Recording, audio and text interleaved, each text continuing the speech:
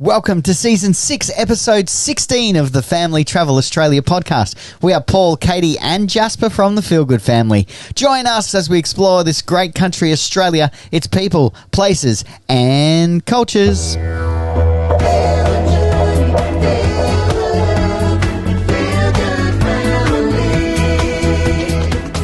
Yes, welcome to the Family Travel Podcast, where we share the latest in RV industry news, road trip, travel, caravanning, camping, product reviews, where to go, what to do, and so much more. Thanks for joining us for another week. Thank you indeed. This week we spend a few nights enjoying a superb donation camp in Mitchell. We soak up the warmth of the great artesian spa before driving west to Charleville. We camp at the Red Lizard, visit the Bilbies, a World War II secret base, and a hotel known as the Ritz of the Outback. I have to say, being back out here in this region of Outback Queensland has really rekindled my love for getting out into these remote places, these tiny little rural towns that are so easy to drive through if you are on a road trip and headed somewhere. I just love this particular part of Outback Queensland. Me too. Isn't it fantastic? And as you said, easy to drive past, and it's crazy. The more that we stop, the more that we learn, the more interesting characters you meet. It's safer, you're not driving as far. So the more artesian spas you can swim in. Yes, love it, because it is a bit chilly on the willy out here, isn't it? Yes, it is. I'm actually dreaming of being in that great artesian basin right now. Warm me up.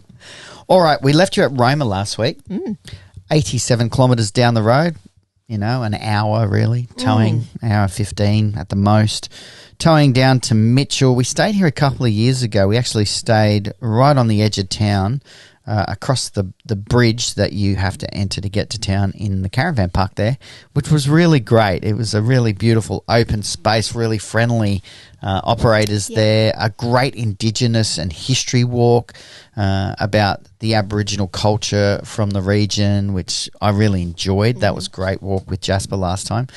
But we got tipped off back there in Roma about a weir, a donation camp, only a couple of kilometres out of town, the Neil Turner Weir. Yeah, that's right. In fact, fellow caravanners who we got talking to when we were in Chinchilla at the Vic said to us, you guys have got to stay there. It is just awesome. So we took their advice and we rocked on in, and thankfully we hadn't left Roma too late in the day, so we were pulling up around lunchtime into Mitchell, which was fantastic really, because it meant that we were in between that ebb and flow of caravanners and campers coming and going.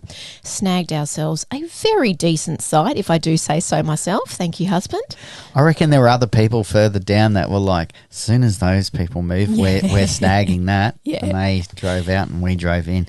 Strangely, our neighbour told us that the couple before us were a young family, and their names were Paul and Kate. Yeah, it was so funny, actually. He said to us, they had a couple of kids, so come on, what are you guys doing? I said to him, well, stop talking to us then. Yep, that's right. And he's like, are your names really? Yeah. Okay. No, I think he was thinking, am I losing my brain here? Yeah, look, I really love this location. It is a donation camp run by the Mitchell Council. Thank you very much.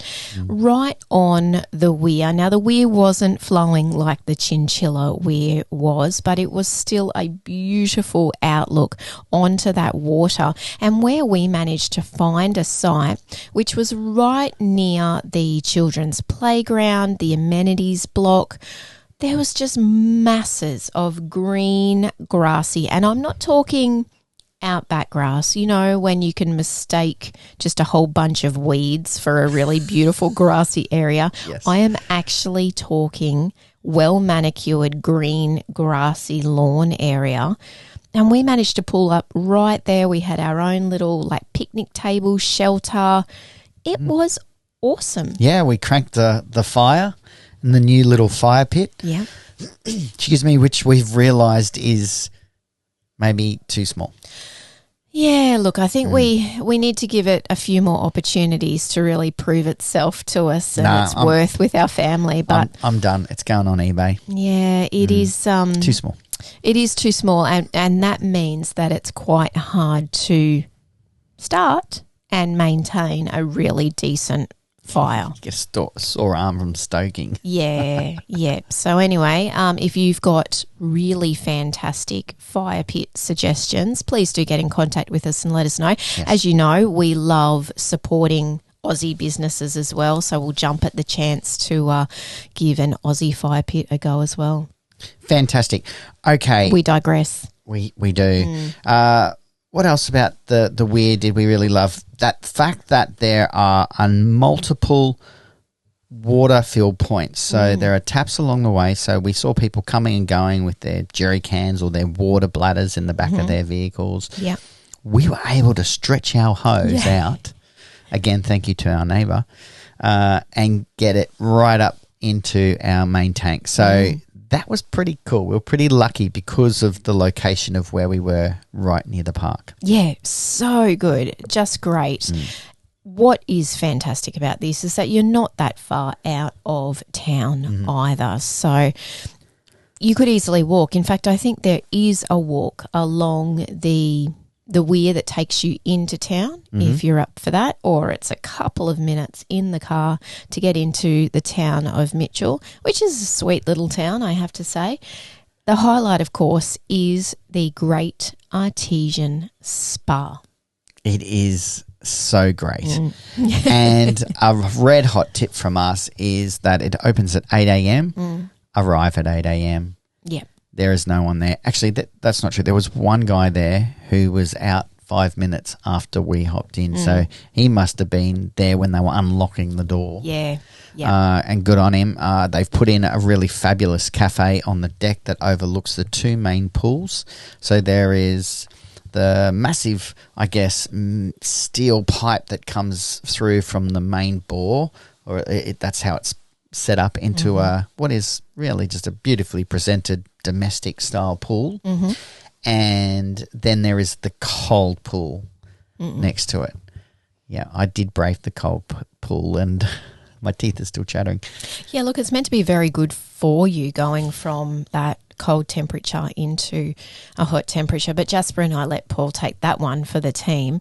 The water in the hot pool, well, on the particular morning that we were there, and it was so fantastic because the outside temperature was so cold that the steam was rising off the water in the pool. When Katie says it was so cold, the morning started at 2 degrees Celsius. I think by 7 o'clock it was 3 degrees.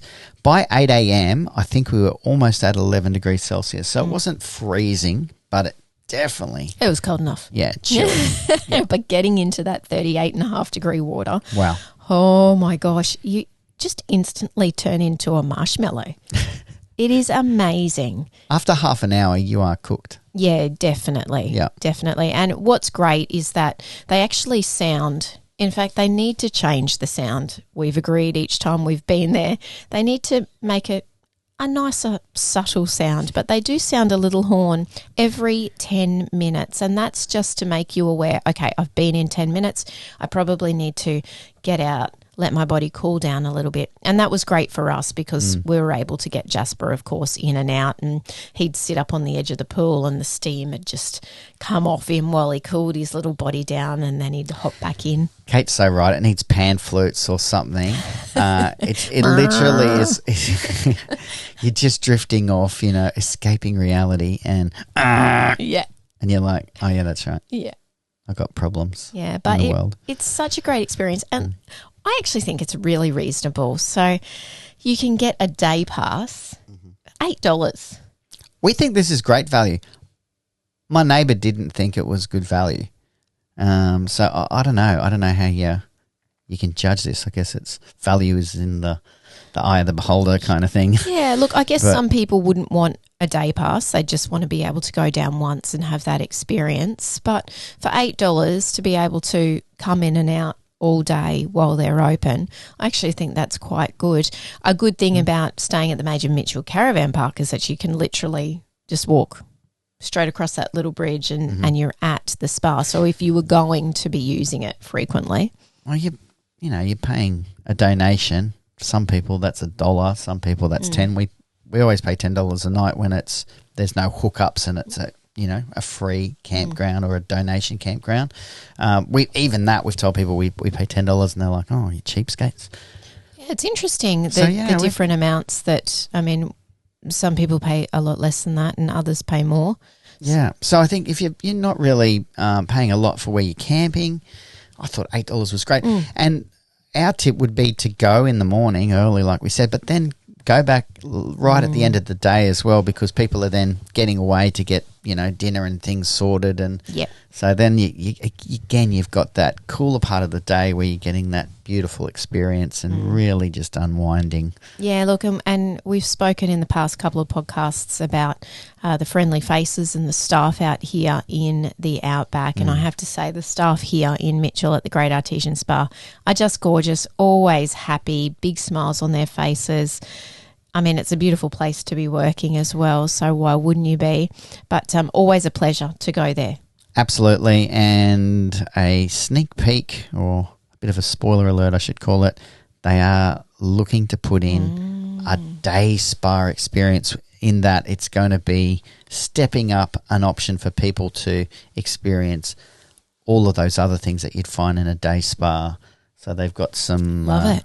Yeah, some funding grants being written and proposed, and so I think in the next couple of years it'll have more opportunity for you to really soak and unwind. Yeah, fantastic. Okay, we're moving now down to Charleville West, 180 kilometres, to a great campsite.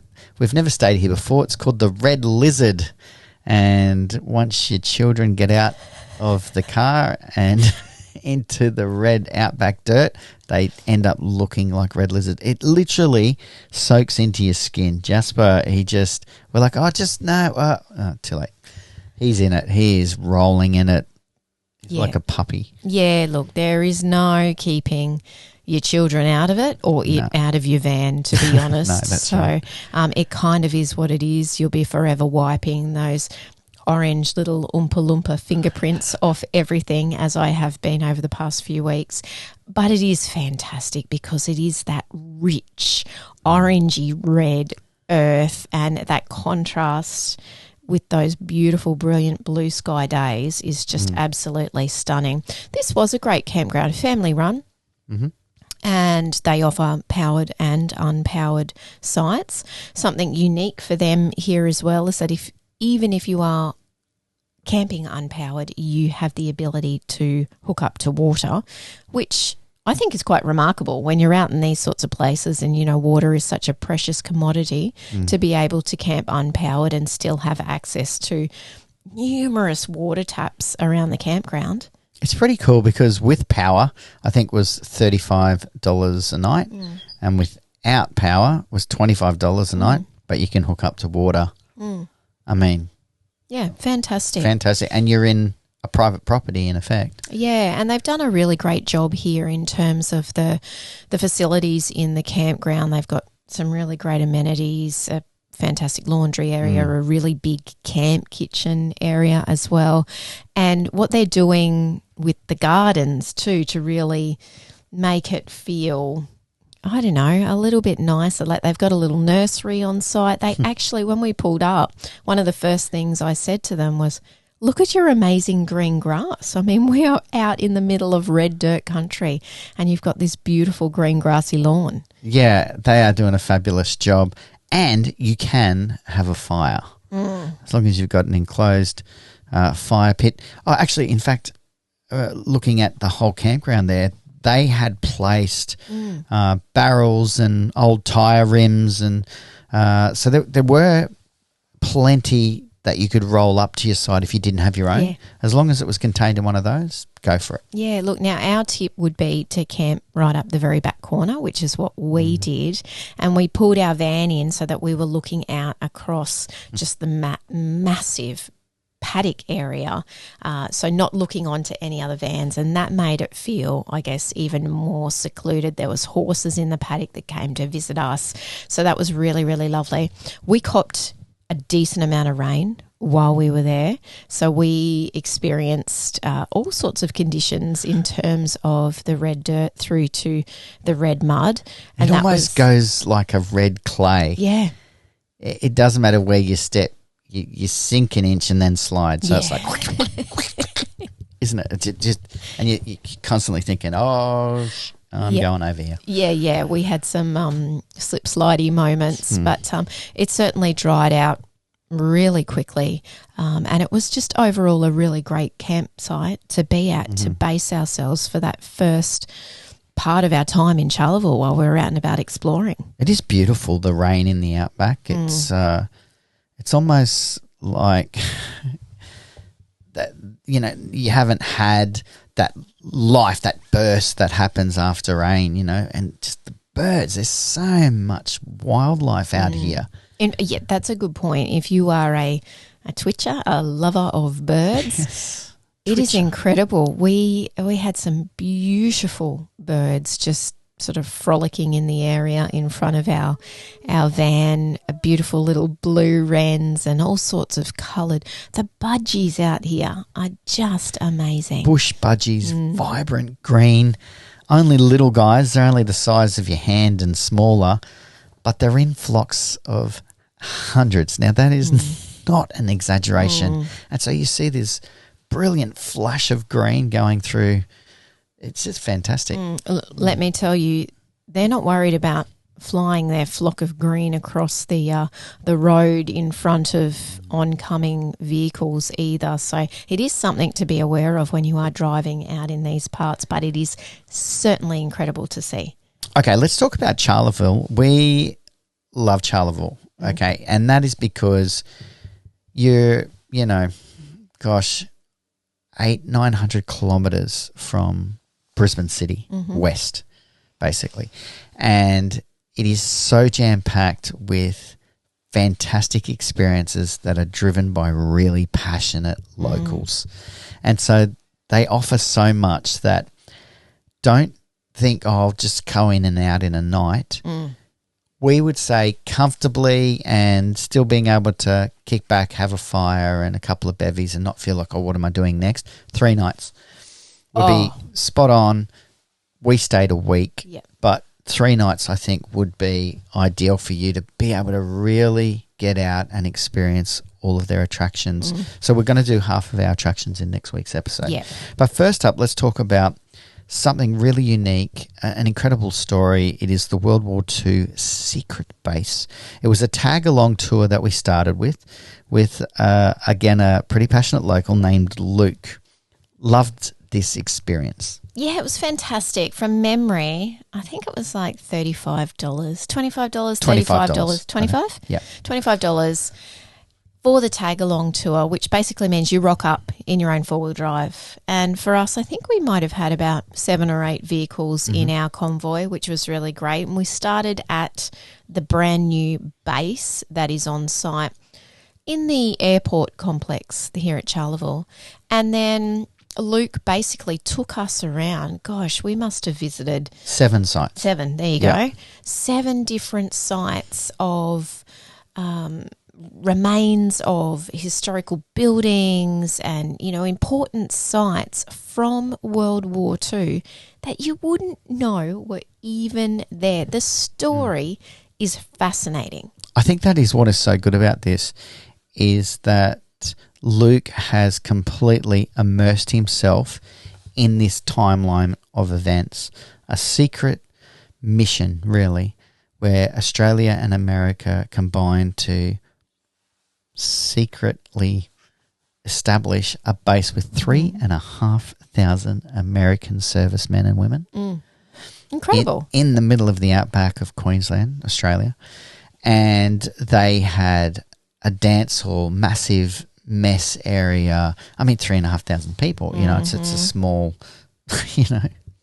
city. Well, yeah, back in the day it would have been. And they had armoured personnel, planes, all these Willy Jeeps. It was just absolutely a bustling, vibrant environment that was kept under wraps. Yeah, for the just in case moments, which is quite amazing. And the story truly is incredible. And Luke, as you said, Paul, so passionate and just this is his thing, right? You know, when you meet somebody and you're like, yep, this is your thing. Well, this is Luke's thing. And his tour is great. If you are into your history, you love learning about, obviously, the wars, something different too. It's a very different tour than the others that you'll find in and around Charleville. Potentially not so great for the younger children. However, in saying that, Jasper was quite happy at every stop when we got out of the truck to sit in the dirt and play with the rocks and get red, and he kept himself amused the entire tour. It is fast-paced. Not that you're driving fast, because you're really only driving, I think, 6 kilometres is the total length that you are driving over the 7 stops. Yep. But you just, boom, next one. And he is just sharing information, and people were firing questions, and he had the answers, and there's information that's still classified. There's all of these, kitty hawks, and again, crates of different parts of the war service that have been buried because the Americans then buried it, and they still haven't got access to uncover these, because it's still classified. I love that Luke said the potential, like this is a fairly new offering in Charleville, and the potential for how this will evolve and grow over the coming years as they uncover and discover more of this stuff will be really exciting to go back in a few years' time and see how this tour has evolved. I love that he said, we know where a whole heap of this stuff is buried and we're not allowed to access it yet. So he's basically writing letters and asking questions and saying, come on, let us access this stuff. He said he's found all of these other artifacts on different properties that he's been able to secure. Amazing. He said there's even outlying buildings as far out as 100 kilometres. Just incredible. For real refueling and ammunition. And who knew? Well, that's it. It was secret. Exactly. What's really great is that you can access then the base, which is like this massive aircraft hangar shelter style exhibit museum space almost, but it's really interactive. And I have to say, for the location that it's in, this has the potential to be a world-class experience, and they've really done it so well. And this is engaging for the kids as well. Jasper loved this experience because it is so interactive. There's so much great interpretive signage. The stories of the men and women come to life here, and you can really step back in time and put yourself into this time period of World War II and experience what these servicemen and women were experiencing at the time by visiting the base. Now, you can do that separately to the tour. You don't have to do the tag along to access the base. But, of course, we went in after our tag along tour. I think they've done an excellent job of marrying up modern day technologies with the storytelling of World War II. Yep. So very interactive, iPads, being able to have virtual reality things come to life, recordings, but you're able to pick up the old receiver and press buttons and then hear these old recordings and the video playback. All of it is very, very well done. We found on the wall the recipe for the soldiers' fruit cake. And this is a great story, and we'll share that in a couple of weeks because we decided to capture that recipe, and we're actually cooking this soldier's cake tin recipe in a couple of weeks. So we'll bring that to you as well. Yeah, and the story of that. It's just so cool. All right. We would definitely recommend this one. Again, probably really not for the younger kids. The hangar space is fine for the younger kids because it's not, wartime. No. The adverse sort of blood and, and all of the carnage that comes with it. It's just really well presented, so fine for kids. Yeah. Jasper loved it. Really, really great. And some great lessons there as well. I really love the part where they had just before you exit, where you could write a message to the servicemen and women from World War II, and what would you say to them if you could send them a message now? And Jasper took part in that. He wanted to send them a message as well. So it is really educational. Yeah, he was suggesting to them to make stronger planes out of better materials that could fly faster. Yeah, great advice. Yes. All right. Also, we'll just mention you do pass along this tour the Royal Flying Doctors Service. We didn't do this experience in Charleville. We have done it in other locations, in particular Broken Hill. I think there's one at Alice Springs, Darwin. If you haven't done a Royal Flying Doctor Service walk and talk, do that. I don't think it would really matter where you did this tour. It is our charity of choice. We're not affiliated with the Royal Flying Doctor Service, but it's a free service that's provided for all Australians. And I tell you what, if you needed them, wow, you would be pretty thankful that you can access them as an Aussie. So, get online, check that out, Royal Flying Doctor Service. Really fantastic charity to support. All right, let's move now to a very unique story. It's the Hotel Coronis tour. Rachel was our guide, born and bred Charlevillian. Is that what? Charlevillian. Is that what you are when you're born and bred in Charleville? Let us know if you do know. I think so. Yeah. Okay, this is one, again, not for the younger kids. Jasper, fortunately, he was getting right to the end of his sort of, I think... his limits. Patience by the end of it. But it is a walk and talk. It is a 2-hour tour.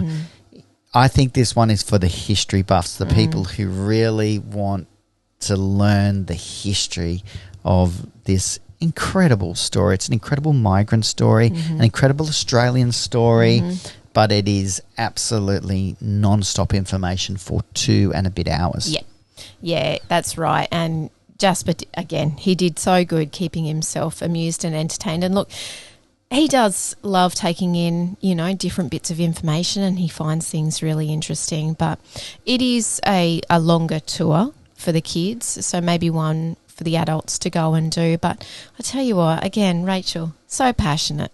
Yeah. Such a passionate presenter, full of incredible information. And I don't think we should give too much information away about this great story, but it is a fascinating story, and it is a remarkable story of one man's determination and dedication to provide a better life for himself and his young nephew after migrating from Greece. I think I'll try and give it to you in 30 seconds, okay? Righto, here we go. But without giving too much away. So this guy, after doing his 2 years of service with the Greek services, armed forces, which is, I think, mandatory, he then gets basically told that he has to take his nephew with him. He tries to get a visa into America and gets denied. So then his mum says, why don't you try Australia? So with just a few pennies and the shirt on his back and zero English, he gets off a ship in Sydney.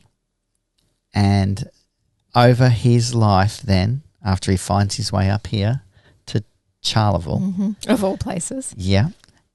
He builds an outback empire with his nephew in tow and sets him up. They have over 30 businesses. I mean, he builds hotels across outback Queensland that end up providing, a watering hole and accommodation, and build stories from visits from royalty to famous aviators to rock stars. I mean, it is remarkable. And this guy has these other things that happened during his life. He's like recognised as the first airline caterer. Yeah. Yeah, that's right. Well, he was part of the founding of Qantas. Yeah, exactly. He was one of the main shareholders in helping Qantas get established. It is remarkable what this guy did.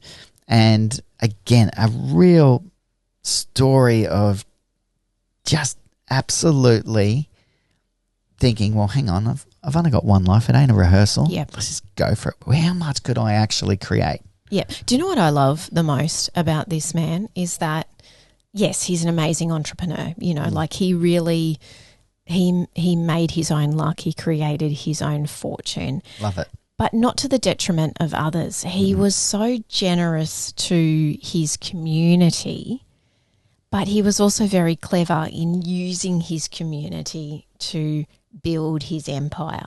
Yeah. So a really incredible example of just how amazing things can be achieved when you put your mind to it and you are determined and you're not going to let anything get in your way. He was also the longest ever serving board member in Australia. Yeah. He's got some incredible records that still stand today. So definitely super interesting and I have to say super inspiring, you know, to hear that story of where he came from and the challenges that he faced to achieve what he has achieved. And the fact that the Hotel Coronis is still standing, it's heritage listed, you know, it's still there in all of its glory in Charleville with many of its original features still intact, which is remarkable, is just a testament to what an incredible man he was. Harold Ambus, yes, a.k.a. Harry. Isn't that a great name? All right, Bilbies would have to be the number one experience that you can do in Charleville. And definitely very kid-friendly. This is fantastic. Lisa was our host for this tour. Wow.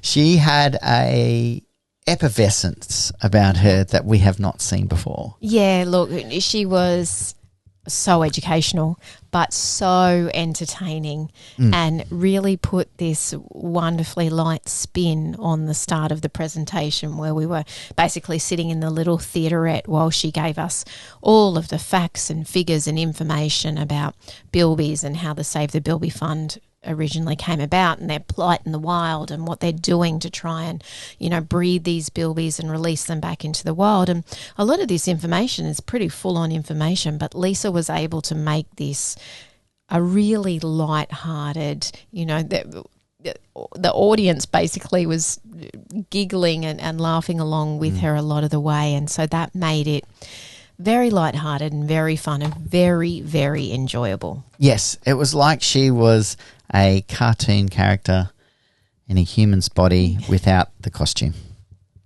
Yeah. That'd be the best way I could put it. Great. And again, very passionate. Now, the bilby is endangered in Queensland, only 300 to 400 in the wild. The breeding program they are doing here is definitely working. It's quite remarkable. On a national scale, the bilby is vulnerable. They are trying to knock the Easter Bunny off his mantle of the chocolate provider at Easter, and they sell these little bilby chocolates, and rightly so. We've got a pest in the bunny, or we've got, you know, a native species like the bilby that we're trying to save. So that's how they're really trying to gather some funds. So we would encourage you while you're there to grab a hat, a shirt, or bilby plush, as Jasper suckered us into buying. Yeah, look, they are a not-for-profit organisation doing incredible conservation work and being able to go and learn firsthand about the actual work that they are doing, you know, on the front line out there in the environment to try and save this species that is very much on the brink of extinction if we don't all do something about it, was just awesome. You're in a fairly small area that has great signage again and great information for you to be able to take your time and read about the two gentlemen that basically, you know, stood up and said we need to do something and started this Save the Bilby Fund. And then, of course, the highlight is being able to go into the nocturnal room and have, gosh, we would have had at least 20, 25 minutes in there to just watch these beautiful little family of bilbies doing their thing that they do. I really enjoyed that we weren't hurried. No. So at first everyone's, I guess, you know, sort of jostling for their place at the glass enclosure, and there's two sides to it, which is really great. So there's actually plenty of room, but all of a sudden there's that ebb and flow again of people who 5 minutes, that's enough, you know, and then there's other people who really just wanted to sit there and watch. And so we were really the last ones out because there was no one else in your way, and we could get some beautiful shots. And Jasper was just intrigued by these routine of what they were doing, scurrying around. And because it's a nocturnal room and it's red lit, they can't see you at all. But we could, clearly see what was happening in this beautifully presented enclosure. Great experience. Yeah, really was. And, I had Steve Irwin in my head when we were in there. And one of his main messages was that you've got to get people up close to wildlife, How are you going to form a connection with an animal that you know very little about if you don't have an experience with it? But if you can get up close and personal with it, if you can hold it, touch it, learn about it, see it in its natural environment. She started to sound a bit like Steve-O, didn't she? Well, then you do. It touches your heart, right? And then your heart touches your wallet and you want to help. True.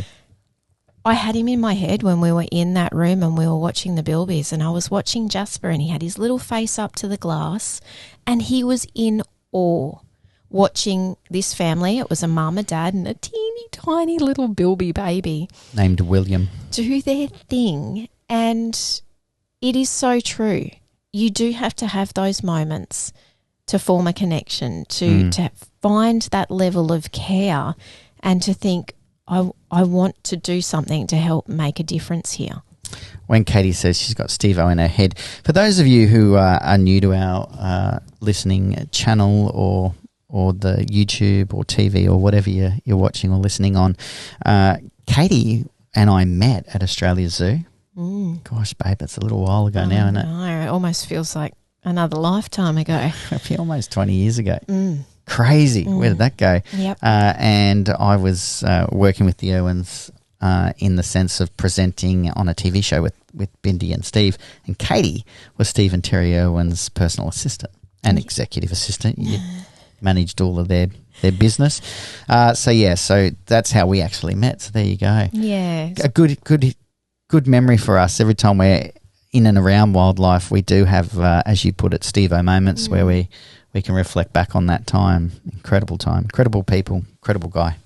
Absolutely. And I just love learning about more incredible people when it comes to, saving wildlife and doing these, selfless things that they do in order to try and protect species, but well worth going to do this bilby experience. And, just by purchasing your ticket to go and do it, you're actually obviously contributing and adding funds to the kitty so that they can continue their breeding program out here in Charleville, which is very successful and is making great waves, I think, in helping to reestablish these bilby numbers in the wild. Yeah, look, you can see why this is the number one attraction out here.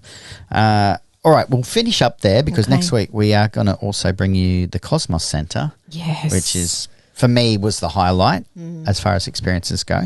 But our takeaway for this week actually comes from Luke, our World War II military advisor.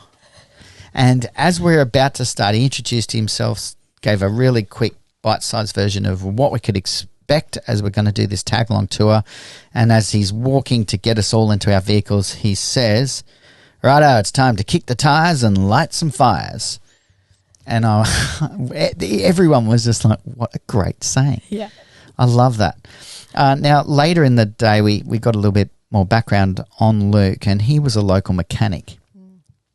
And what I love about his story is that he kicked some tires and lit some fires. This guy took action. Like he didn't just say, "Oh, wouldn't it be great if we just, could really tell these stories." And if somebody did it. Yeah, wouldn't, I could just keep being the mechanic down here. Now he's presenting passionately about something that he so loves and that he still can't believe took place. Yeah. And so it just reminded us that nothing happens unless you get off your, and take action. And whether that's setting a goal or having a dream or, make a plan, make it happen, you actually have to get up and do something. I love it. Kick the tires, babe. Yeah, light those fires. I have to say, Jasper loved it when Luke said that, because one of the characters from Paw Patrol, anybody out there with kids listening, Marshall from Paw Patrol, he says that too. Oh, Jasper was like, "No way. Luke watches Paw Patrol?" Well, there you go. Well, I love that saying. And thank you, Luke, if you're a listener. Very good. Awesome. All right. it is time for us to wrap up. Next week, Whew, Charleville Bush Camp. We've stayed here before. Yeah. Bit of an upgrade there. Off-grid camping. You don't have to. There's options there, but we'll tell you about that next week. We love that location. And we'll be also taking you to a place called the Fox Trap. What an interesting story that is. Oh, yeah, another amazing Australian story. All right. That's it for us. For now, we will say look after yourself, look after your family. And happy trails. Feel the journey, feel the love, feel good family. Fantastic. Jam-packed week. Gotta love Charleville. So much more on Charleville coming up next week as well. Of course, the Cosmos Centre, which was incredible. Out of this world. Yes. Yeah, I actually think a week in Charleville would be a great amount of time to get around, do the experiences, go out for a dinner at the RSL. Yeah, no, it's good. And the Hotel Coronis also does pub meals as well, cheap and cheerful. Yeah, plenty of options and lots of new up-and-coming cafes as well in Charleville. In fact, I believe there's more cafes in Charleville now than there are pubs. Haven't times changed? All right, that's it for us. Take care. We'll see you next week. Bye. Bye.